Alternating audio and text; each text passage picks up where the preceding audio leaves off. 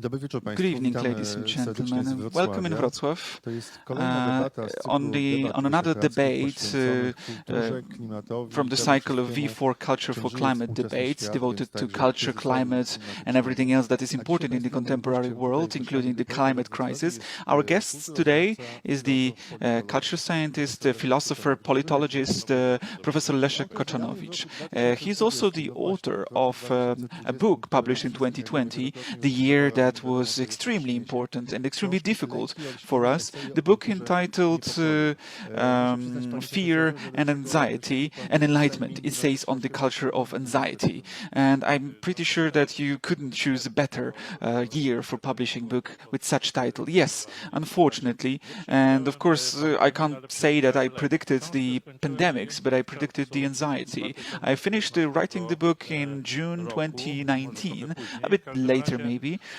But this was I was in Uppsala then, and I was finishing last chapters, and I sent it to the publishing, usual cycle, and I got the package with the books delivered by a courier in a mask already, that left it on my doorstep and then ran away without waiting for me to open the doors.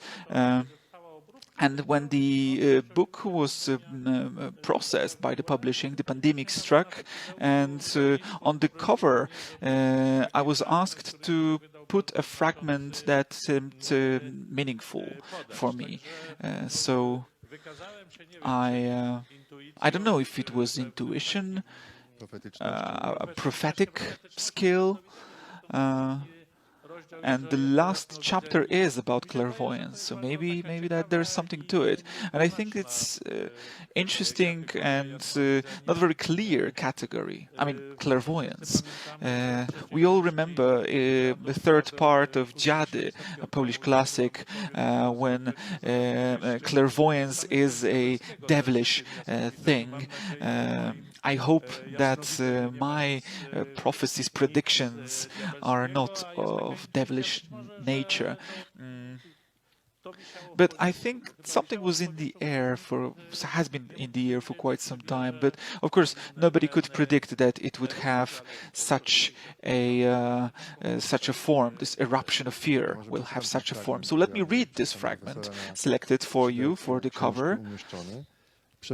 Prophecies motivated with this or that experience of final enlightenment, both those optimistic and pessimistic, are a warning for us that things are getting out of hand. And I don't think they are opening a window through which we can see glimpses of the future. They are only a challenge to face the fear of times we live in. It's another thing, though, whether we are able to face that challenge. No prophecy will give you an answer to that question. I wanted to ask you about your own or scientific definition of truth, the one that you believe in. Well, it's interesting how you phrase the question, the one I believe in, which shows in what way we are right now approaching, what is our attitude towards science right now, that it's a field for different subjects of selection, areas of selection. And I think we may come back to it later on, because it's an interesting phenomenon. But in terms of fear, I think I see elements of psychoanalysis there. The main thesis of the book is that the whole modernity, so historically speaking from the French Revolution even earlier, it's an era marked with residual intrinsic anxiety, which is so prevalent and so omnipotent that we don't see it anymore. We stopped seeing it anymore. We see some signs of it, and the pandemics is a sign of anxiety for me. And of course, we need to differentiate between fear and anxiety. Fear is against something specific, and then anxiety is a state of being. That is why I'm using these two definitions, these two terms, as those who are so prevalent in our times. Of course, this is a price of us getting rid of a certain simplicity, certain certainty.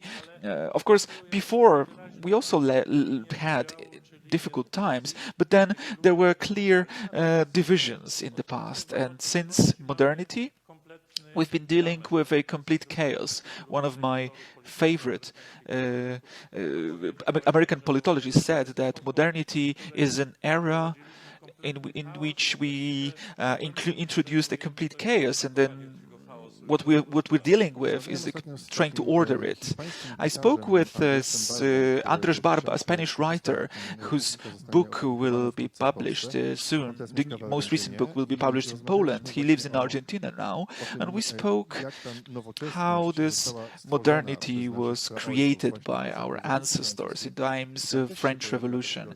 And then it also had the category of fear, of anxiety, and he connects it with people as announcing the death of a god, which was not replaced by a freedom of existence.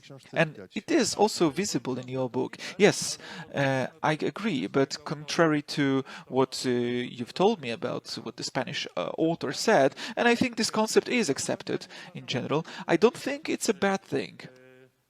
So, we gave something and we gained something. This anxiety is this Faustian trade or exchange for independence, autonomy, freedom. Of course, we may say that we would like to get back to this good old days. I wouldn't. I think that both me and many others are, ready to pay this price for being able to choose, decide between different possibilities, and these limits were blurred or broken, and different hierarchies of values are competing against each other. And this is very important for me. And of course, but you're right as well. The death of the god opened the way to completely different relations between people and between people and nature and other people. And I think it's interesting what you said, and it's important to get back to it, to this differentiation between fear and anxiety. Because fear, for me, is a notion, is a temporary notion. Temporary notion. We are afraid whether our child will come back home. We were afraid of drunken drivers behind wheels of other cars. And anxiety is much more permanent. All our life can be lived in anxiety. And I think I agree with your definitions. I'm not sure if I fully agree with the examples, because if you're walking through a dark forest and you keep thinking what will happen next, well, probably there's a mixture of fear and anxiety at the same time. But yes, I agree that anxiety is long-term. It's a state of internal uncertainty. And we usually don't have specific reasons for that. If we're running away from a bear in the forest, or we are afraid that the bear, we can encounter a bear, that would be fear. We're walking around and looking around. And then if we, on the other hand, walk down this path and we feel our hairs rise on the back of our neck, then probably that's anxiety. Psychologists, I am a psychology graduate, and the psychologists write about it very often. Each of us probably experienced that kind of anxiety, which is, impossible to be located. And I see its origins in the culture, its roots in the culture. And another important thing I mentioned at the beginning already, but let me emphasize that again, we are not able to identify the source of the anxiety. We feel something's wrong. We feel that the world around us, or us, ourselves, are wrong, but we don't know why. So it's like a mosaic that we can see. The book is kind of a mosaic. I try to find the sources of this anxiety, the eruptions of this anxiety in books, in cultural events, in political events. And I think the pandemics is an eruption of such kind. For me, it's a lens. It amplifies the anxiety. it's not only fear of being infected, but also being anxious about the state of the world, the state of people, the relations between people, now and in the future. And using a psychoanalytic category here, as every unclear but dangerous state, it causes resistance, and I think on Saturday we had a sign of that resistance. There was a protest against COVID, against wearing masks. In Wrocław, I think it was disbanded. Yes, but the fact of the resistance counts. We don't want to allow to the fact of acknowledging the pandemics. So maybe these people are afraid of science. Well, you may say so. That's another thing. Science in itself, well, maybe, and has always been a source of anxiety. All modernity is based on scientific discoveries. Our life changes, or has been changing radically because of the science. If we compare our life from 50 years ago, well, I was alive back then. I was 16, 50 years ago, so I was a conscious human being. And when I tell my students, when showing them the science, tell my students about I don't know, for example, the fact that I was writing my thesis on a typewriter, and there were no mobile phones, for example, they opened their eyes in disbelief.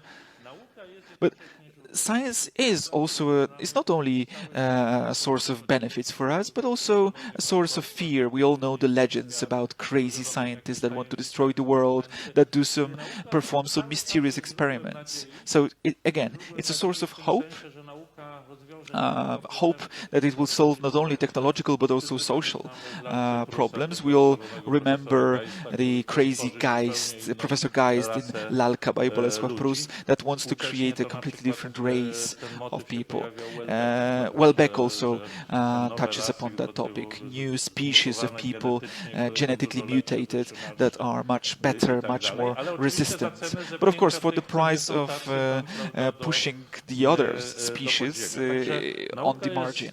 So science is source of fear and hope as well. So my idea is that the pandemics is a special case of a disease, because it is, well, very dangerous, of course, but it's construed in a way.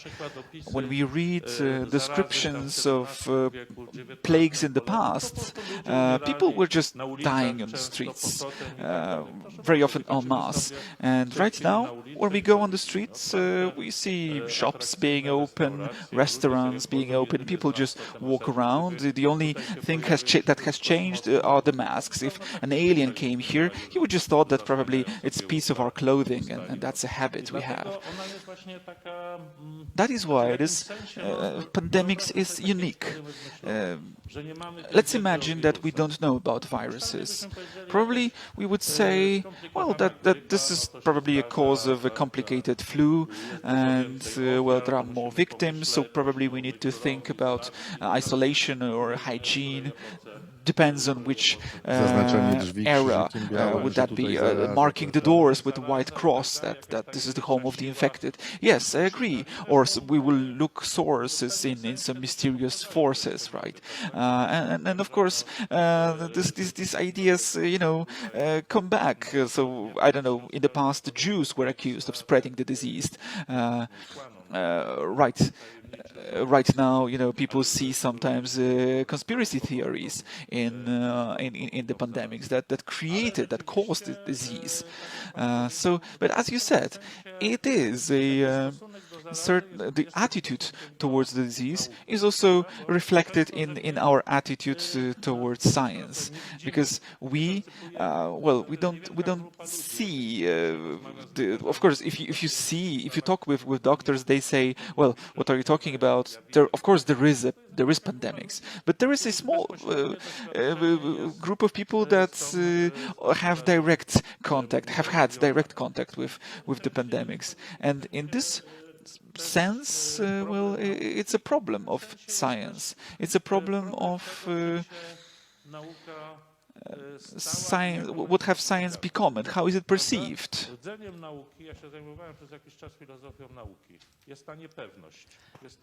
The core of science, because for some time I was dealing with the philosophy of science, is insecurity, exchange, that people and scientists discuss. Some results are confirmed, the others are not. That there is a famous anecdote when Pasteur announced that bacteria causes disease, his opponent drank a glass of cholera. Nothing happened to him, but he was laughing at Pasteur. What are you talking about? He said to Pasteur. He was a conservative professor, and he risked, and he seemed that he won. It's a totally different style of thinking. But in the past, these problems of science were discussed in the closed groups, in low, not very popular journals. Scientists were arguing, discussing, and people got ready results. Today, for better and for worse, we have this discussion which is democratic. Everyone can participate in the discussion. And I don't think it's bad. It's good that people participate and contribute. But on the other hand, they create information noise. They say that I know 2 people with COVID, nothing happened to them. COVID is not true.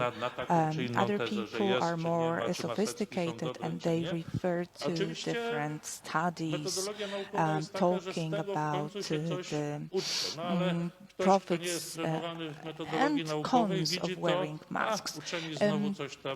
But someone who is not trained in scientific methodology sees it and says, well, scientists are making something up. Scientists are at fault as well. When I was listening to the people who were leading the manifests that were leading anti-vaccine manifests and now anti-COVID groups and manifests who believe that there is no pandemic, it's just mass hysteria. And I thought that this is fear of what they call fear of losing freedom. I don't know how they understand this freedom, because for me freedom is associated with responsibility for other people.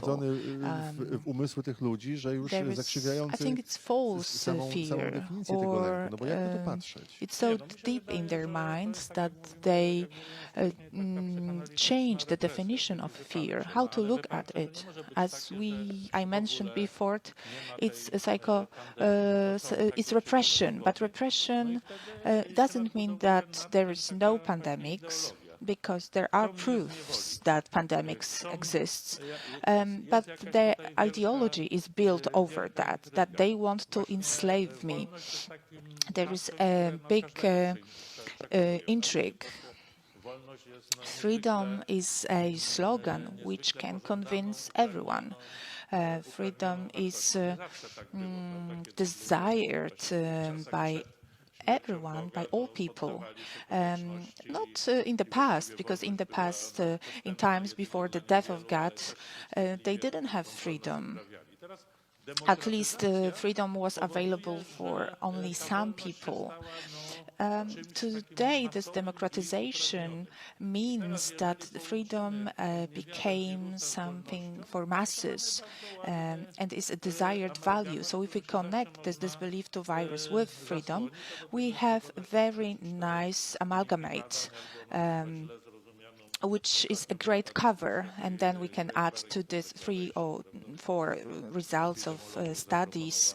The Great Barrington Declaration recently, a group of epidemiologists proposed to protect the elderly and to infect the younger people as quickly as possible. But I was talking about the fault of scientists in the past. The Great Barrington Declaration, so I think it was made by 3 epidemiologists. They are prominent and great, but as a person who deals with humanistic sciences, and I think they lack some sociological imagination, because how can we isolate the elderly people? How is it possible? How would it Nasz be rząd na to possible wpadł, in postanowił Poland, in stworzyć godziny dla such small seniorów, flats? tylko zapominając I o don't tym, że know. potem We ci seniorzy też probably mogą w tych would have normalnych to godzinach create chodzić do pumps. sklepu, Our więc właściwie government to jest created przeciwskuteczne. special hours for the elderly for shopping, but the elderly can of course go later to shops. Of course, if we say to the elderly that they can go shopping from 10 to 12, that would be enslavement. So I think the epidemiologists well, this is the problem of modern science. This is the problem which has been recognized. Scientists like to have clear goals, clear points on which they can lean on. Today, they took health into consideration and economic development as well. And they started thinking that they can combine them, 2 aspects. But they didn't think about the psychological and sociological aspect, to get rid of the elderly, to marginalize the elderly, because there are many research and studies proving that one of the way of stopping getting old is the contact with the younger people. And socially speaking, it's impossible to be done to separate the elderly. But of course, people who do not believe in pandemics say that you have these 3 great epidemiologists and you can do it. But I will go back to the essence. What is a norm in science? So discussion, arguments for people who didn't enter this methodology, scientific methodology, is just a stick. I will finish with an anecdote. Someone said that politicians use economy as the drunkard person a lamp, just to lean on it, not to light the way. And I think a lot of people think about it. Yes, the fear of losing freedom, because we talk about fear. It's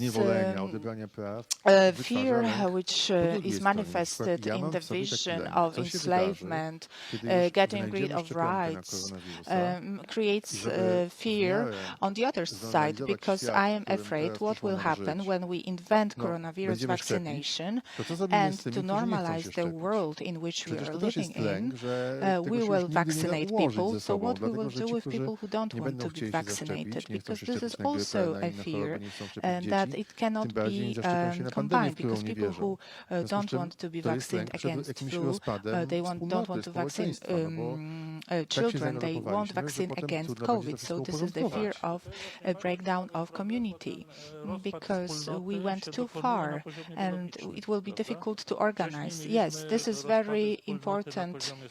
Breakdown of community is at the biological level. In the past, we had this breakdown on cultural levels, religious levels, but this is at the bottom.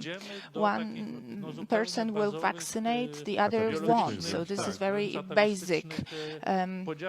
So we will go down to basic and even atavistic divisions.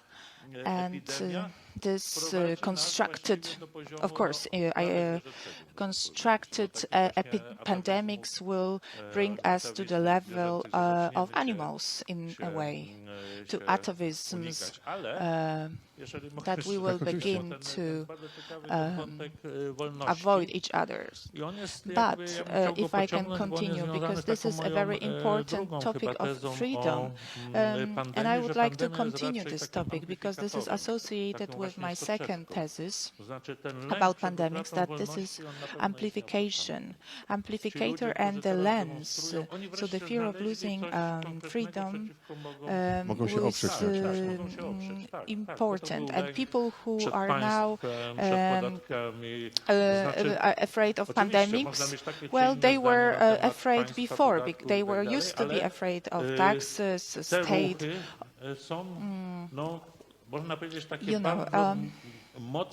the movements, anti-COVID movements are they don't want to discuss. They want freedom understood in a very abstract and general way. And pandemics amplify this tendency. This tendency because in pandemics they introduced a lot of restrictions, which are on the level, on the basic level, isolation, wearing masks, and so on and so forth. And people start thinking, you limited our freedom, you, the mysterious forces, and now you are doing even this. You can't go even further. We can't stand it. So, as a researcher of society and culture, I understand it, but I'm afraid of it. Is fear more experience or individual state, or is it a experience of community? Well, I think that it's much more community-based, but it's expressed through individuals and through individual acts. It's also, at least in my understanding, something which is deeply structuralized in our culture. It's structured in a way that it generates anxiety, but it always has to be. It always have to go through some individual feelings, experiences. That is why I quote a lot of literary works in my book, because I think that artists, writers mainly, they were able to show this fear, this community fear, anxiety, being expressed in each single individual on different levels.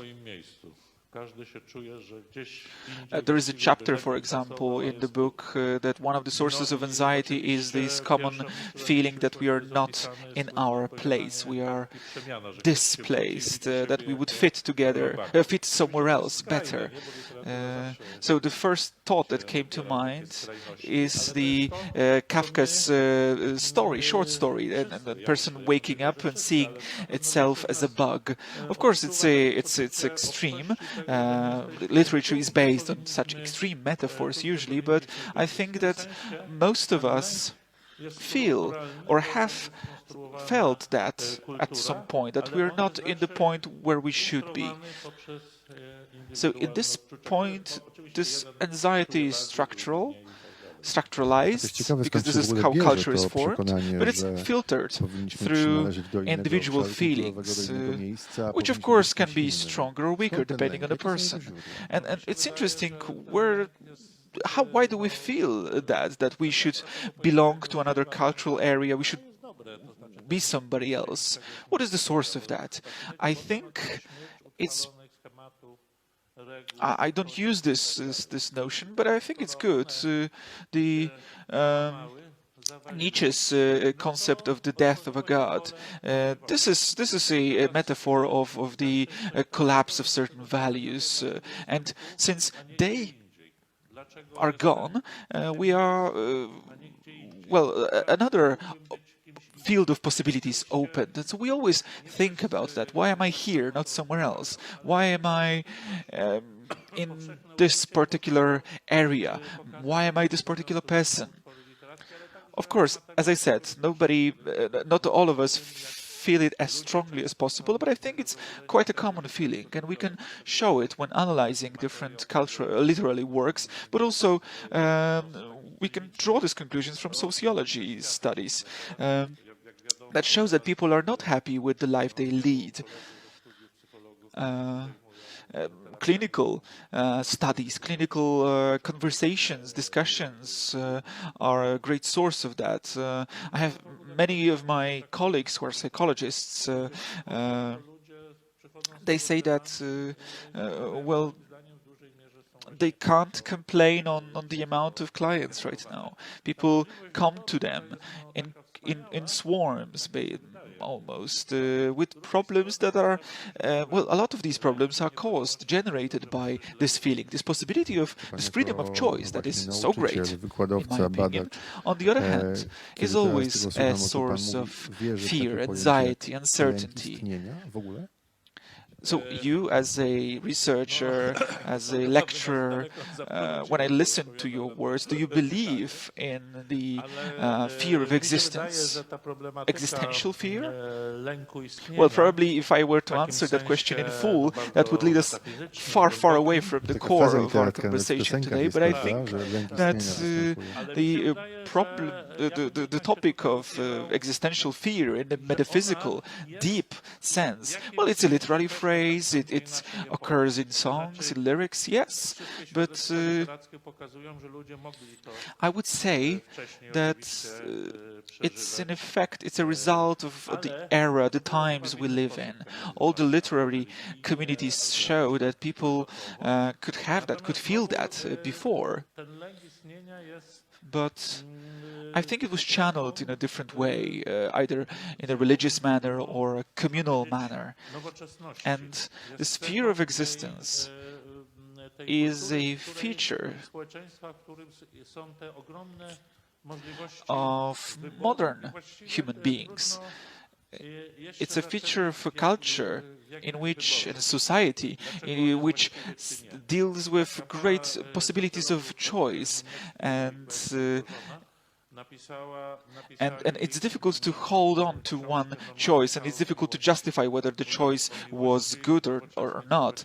There's a couple of German sociologists who wrote a book entitled Normal Chaos in Love, talking about love in modern societies. And they write that each couple needs to construct their own world. Before, we've had a set of rules, fixed rules. Right now, well, there are free limits. Everyone is free to do what they want. Everyone can is right to do whatever they want. So each couple creates their own set of functions, hierarchy. So similarly to what I said before, existential fear got democratized. I think before, in the past, it was conceptualized by great minds. For example, Blaise Pascal, who said that we are constantly afraid of the universe, but on the other hand, we feel proud to exist. And then Kierkegaard, that Danish philosopher, who said that, who lived in Copenhagen at the end of the 19th century, who had created an existential concept there. But I think right now we're dealing with existential crisis and existential fear everywhere. I think it's a mass experience nowadays. A feeling of being displaced and a feeling of second-guessing your existence. And everyone needs to deal with it on their own. And it's very difficult. Reading your book allows me, I think, to devote part of our meeting to a notion that I think I created, but we've had it before, fear factory or anxiety factory. And I think politics and politicians are such creators of anxiety because they led it to perfection, this process of playing with the citizens, creating fear, creating anxiety to consolidate power. power, to consolidate their subjects around them, to build an authority, even if it's based on false assumptions. You're right about it, and I think we've experienced that in Poland quite some years, a couple of years ago, a fear of the other, and I think it has been within us for for a long time, from the times of colonization. But right now it became a tool of politics. The figure of the other appears in your books a lot. Kapuscinski wrote about it when he described the awakening of Africa, when he described the changing of the world at the turn of the centuries. And we have this fear of the other, which is used politically. Well, yes, and I agree with this term of the anxiety factory. It has a couple of layers, so I will try to answer that, react to that systematically. So, of course, politics, contemporary politics, is based on fear and anxiety, generating it. It's channeled in different political movements, mostly in populist ones. Recently, an American psychologist and politologist, Jean Rosenberg, created an article that stated that democracy was a victim of its own success. So there were procedures built to give the people the possibility of participating in different situations. But we got lost in it a bit, I think. And that the possibilities were so broad that we started viewing them as something limiting, in fact. These protests, anti-COVID protests, are a great expression, a great example of that. So somebody wants to take our freedom, they feel that somebody is endangering us, our reality. People accept that in a way. The complexity of democracy started working against the very principles of democracy, I feel. We started fighting with these mechanisms that were meant to set us free, but then we started feeling that they are limiting us. And then another thing is, as you said, the problem of the other. Identity is built, and anthropologists said that there is no other identity than the one based on us and we, us and them. And we are always against them. And contemporarily,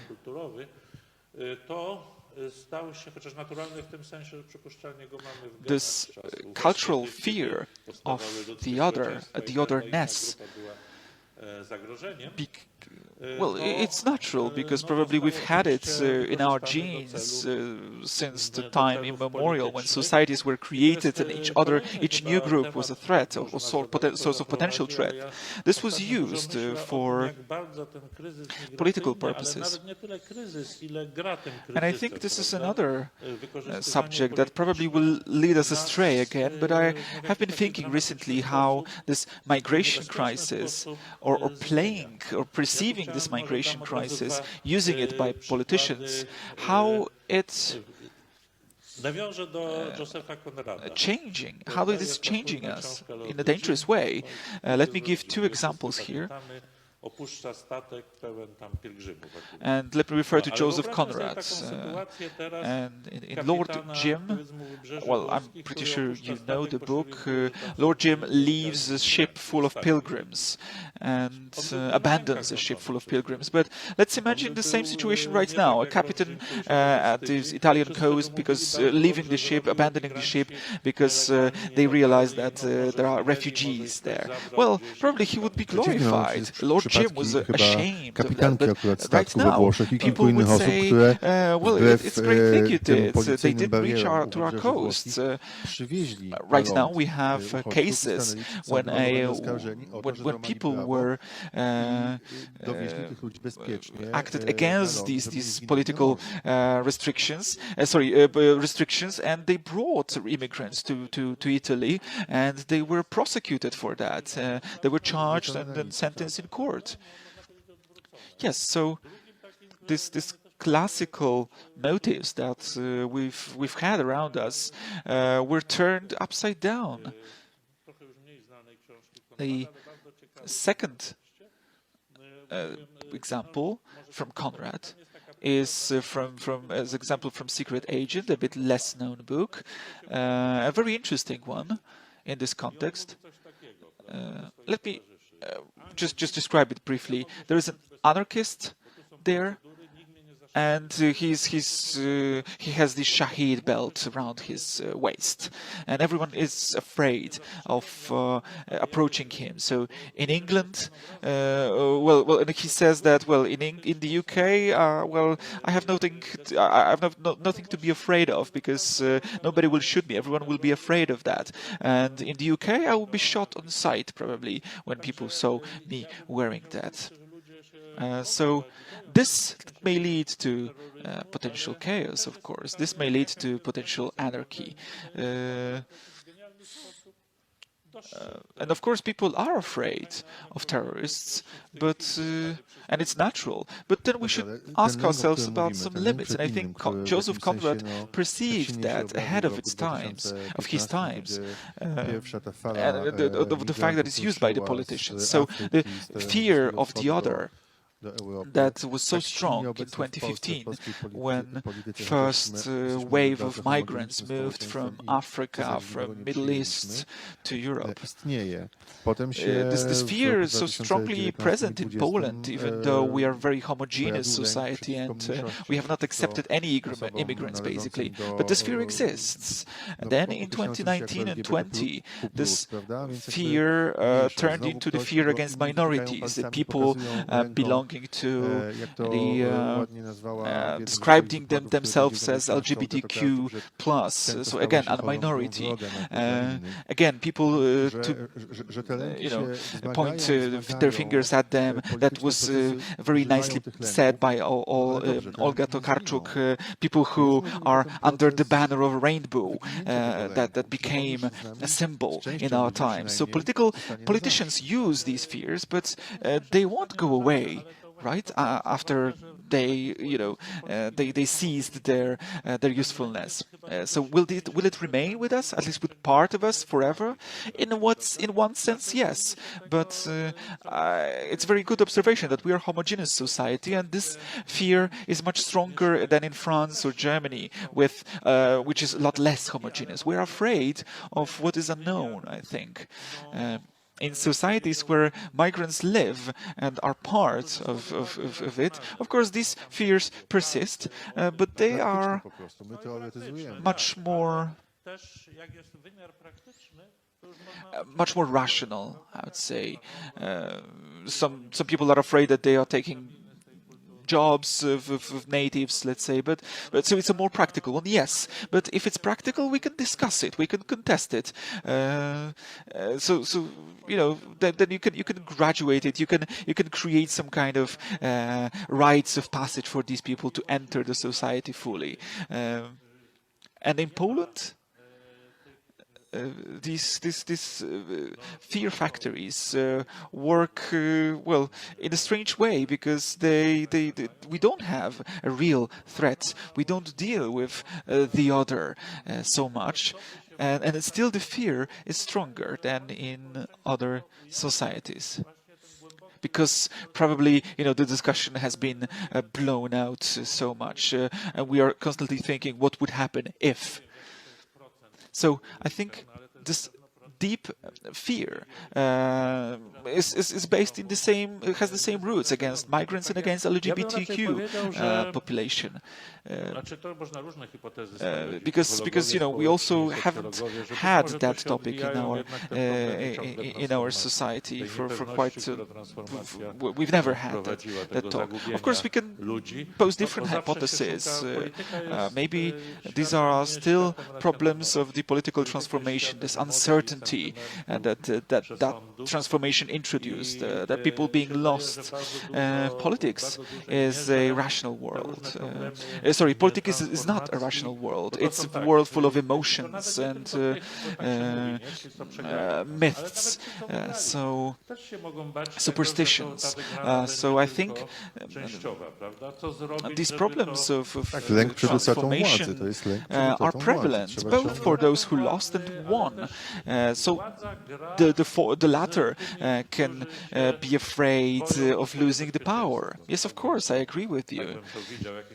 Yes, but also power, or those in power, play with those that are afraid of their safety. So this is kind of a vicious circle of mutual amplification here.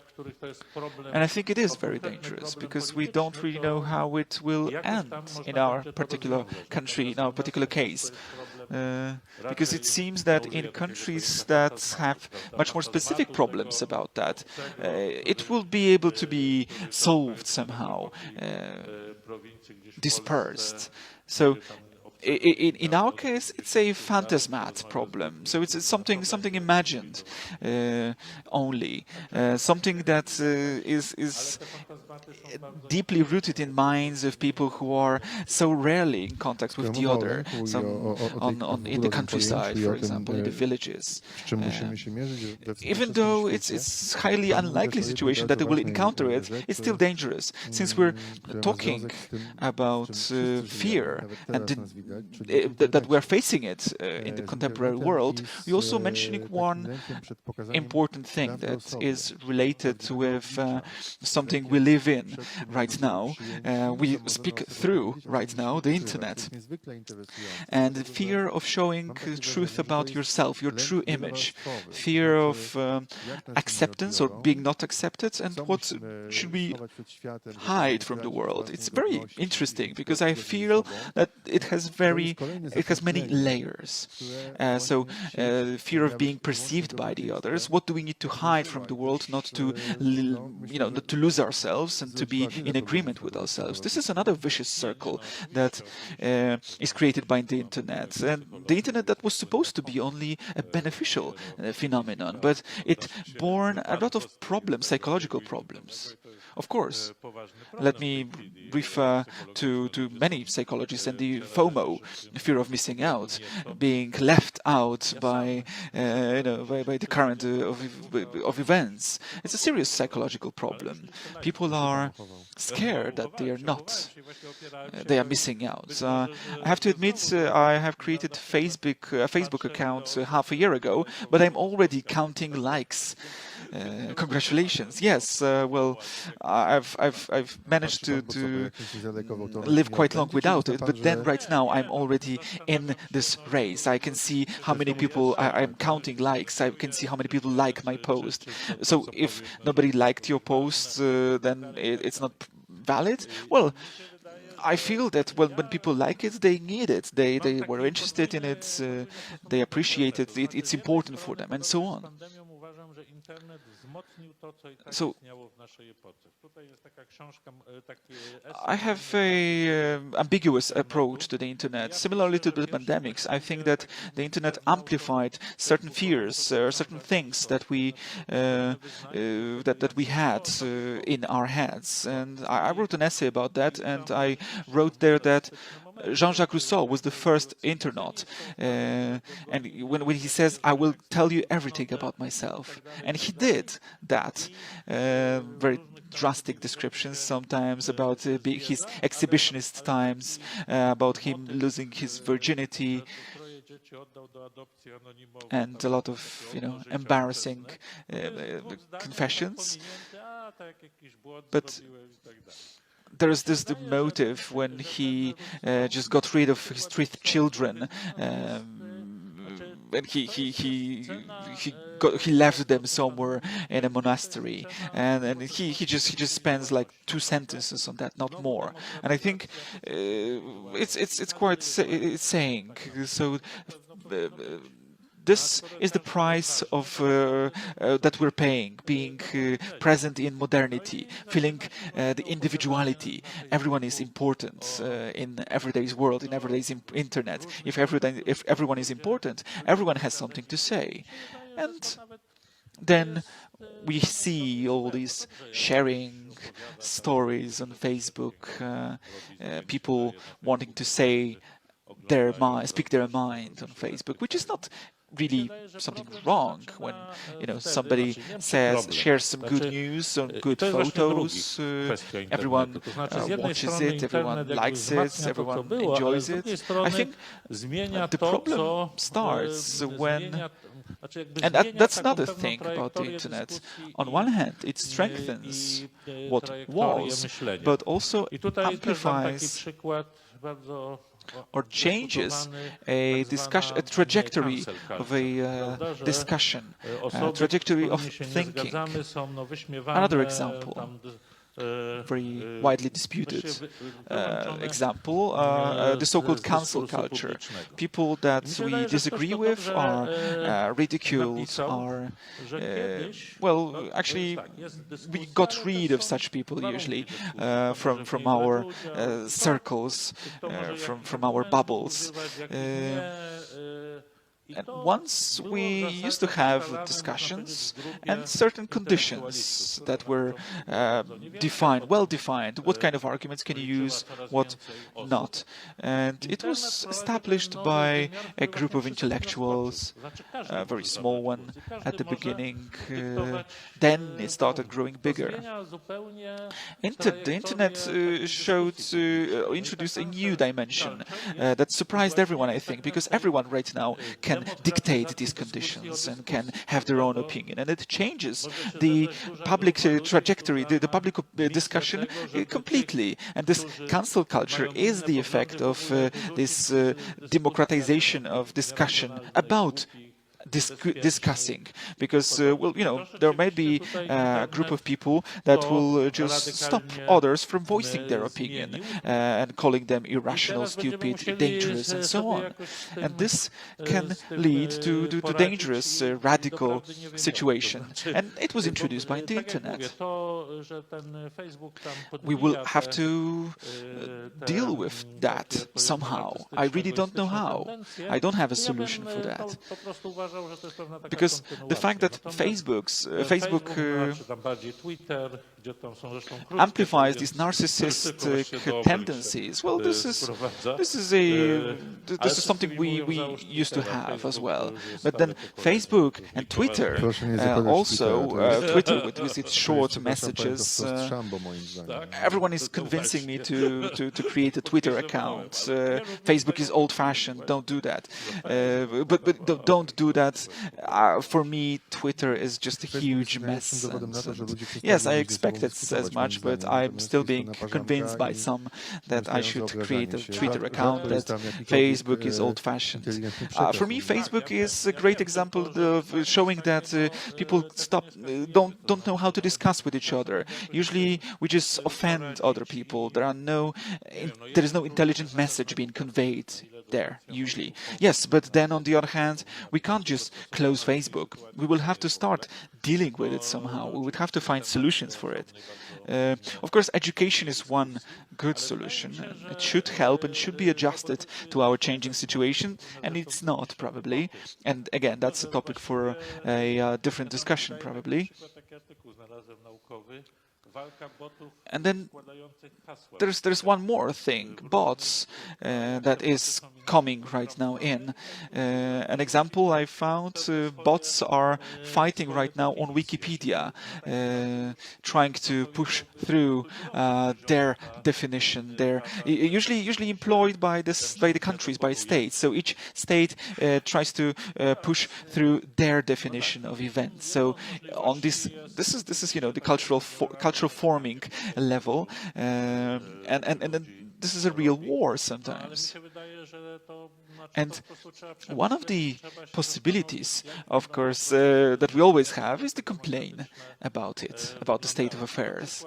And I think instead of complaining, we just need to think it through and think about these democratic processes online. In Italy, for example, this populist movement of 5 stars. In this populist movement, each participant has an app on their phone. It's called Rousseau, by the way, because Rousseau said that everyone needs to participate, every single person has to participate, and then so by pressing the button you can make a decision about a certain certain idea. Of course, we don't want to have that, but because this 5-star movement is, of course, very negative in some places, but in some aspects. But I agree that Facebook and other social media are terrible, are a distortion of our reality. I've experienced a couple of arguments, online arguments like that, and I think I have some less friends right now after that. Facebook taught me that there is no point of entering a discussion, because people use Facebook to say things to each other that they wouldn't say normally face to face, because they would be ashamed of that. Without having a face, having a name online, they do that. And you mentioned that in your book as well, and you say that it's a serious problem. So a fear of saying truth about yourself and this emotional exhibitionism. Well, it's also dual, ambiguous here, I would say, because on one hand we give the people the illusion that we are fully open, that we tell all the information about ourselves to other people, but then on the other hand we have secrets.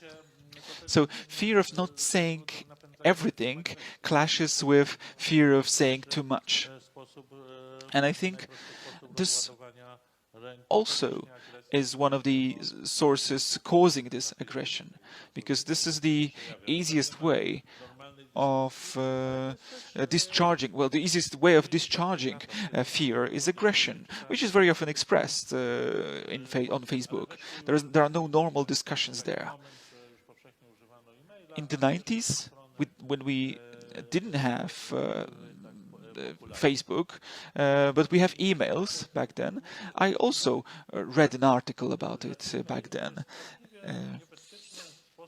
Even though emails were not as common in the 90s. But still, I read an article that says about the difference between writing an email and writing a letter. When you write an email, it's so fast. You just write it, send it, and it's gone. If you write a letter, I need to go to the box, to the post box. Sometimes, I'm cooling off, and I don't send the letter afterwards. I don't express this harmful opinion afterward. If I make a phone call, I also have to deal with the real person. And the author of this article gave an example of some serious argument they got into by email, but then they solved this problem. They solved this argument in a couple of minutes phone call. And I think being impersonal online even amplifies that problem.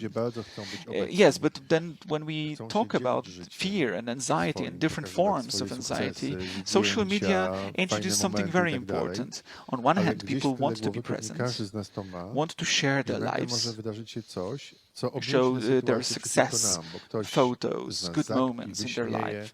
But in the back of their mind, in the back of our minds, probably, we still have something. We still think that maybe, we will be ridiculed, we will be laughed at because of this shared content. And that can destroy a very delicate mental structure we have. So we are slaves of that virtual world. Yes, we are. But I think such tendencies have been appearing for quite some time before. Well, everyone thought that serious newspapers will stop being popular when tabloids appear. That nobody will read newspapers, they would just read tabloids.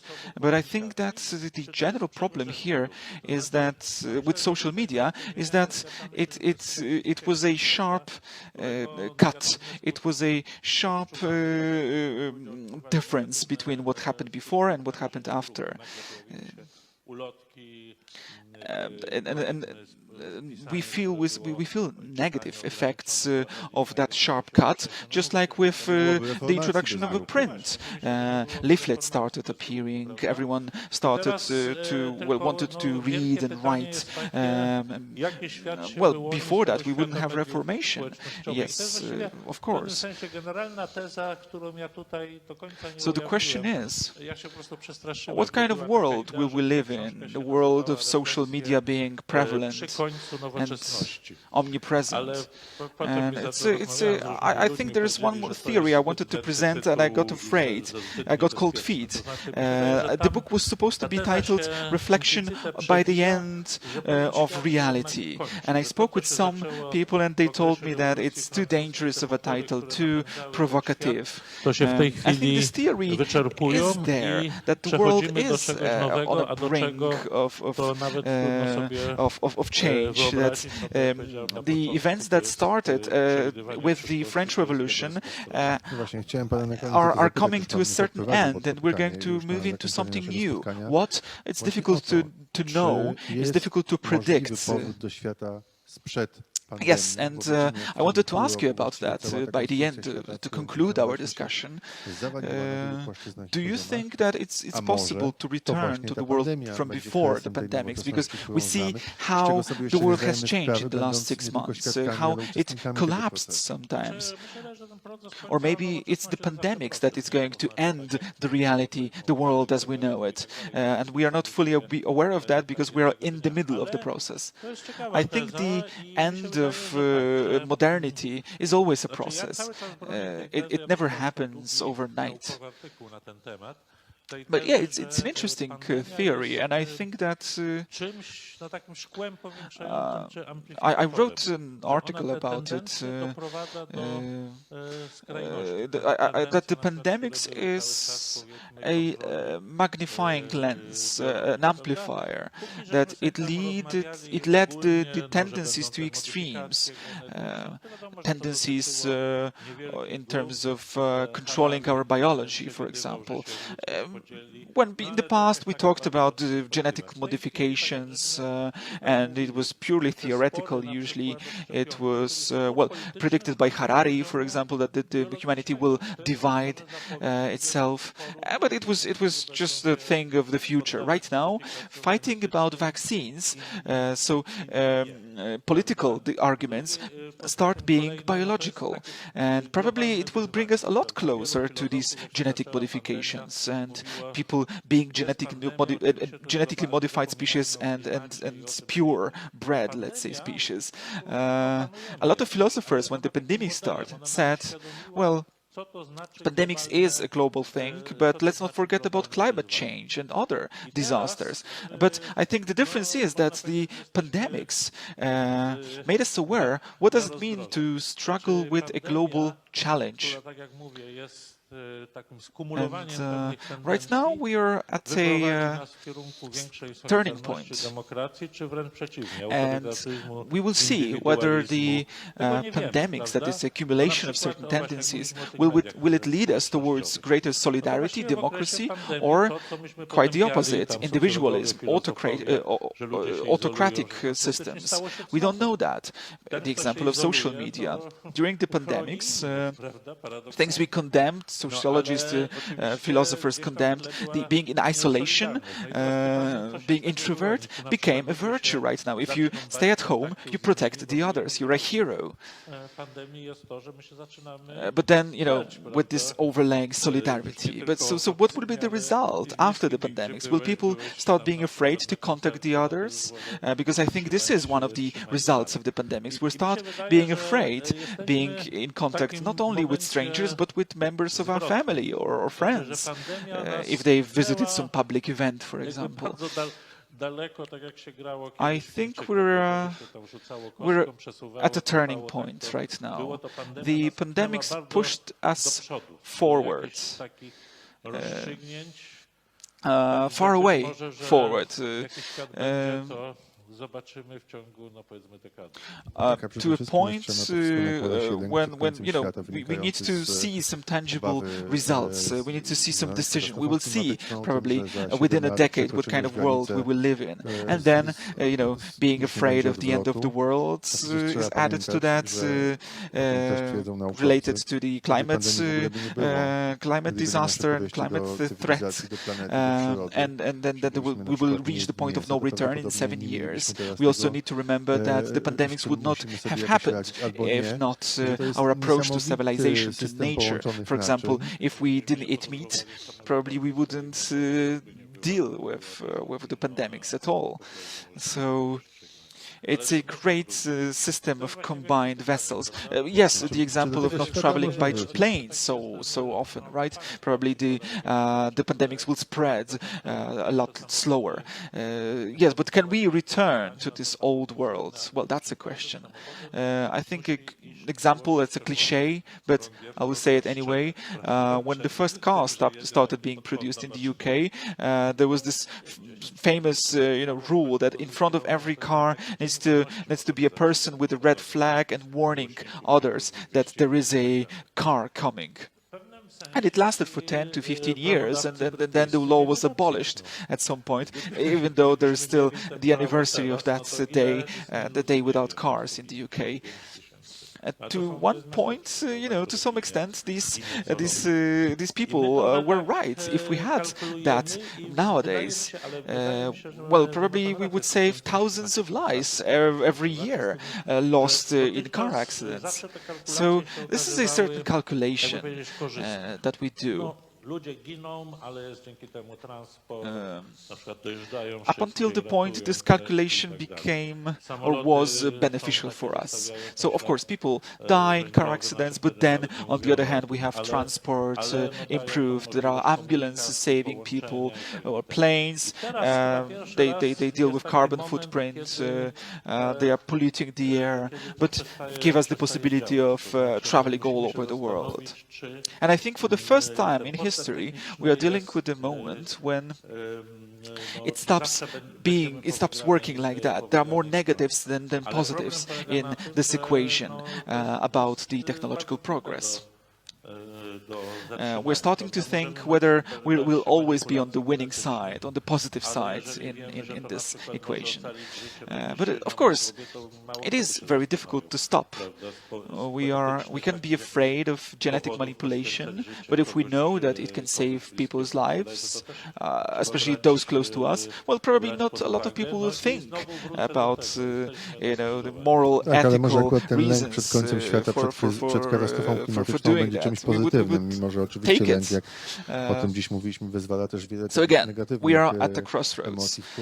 Yes, but hopefully this fear of the end of the world will turn into something positive, even though anxiety and fear can be a source of a lot of negative emotions in us. And of course, it's not easy to bear from the psychological point of view. Fear and Enlightenment, Essays on the Culture of Anxiety, authored by Professor Koczanowicz, who was our guest. Thank you very much, and I encourage everyone to read the book and to reach sources of fear that has been present within us from the 18th century. And I just wanted to thank for a very interesting question that propelled a very interesting discussion. Thank you very much and good night.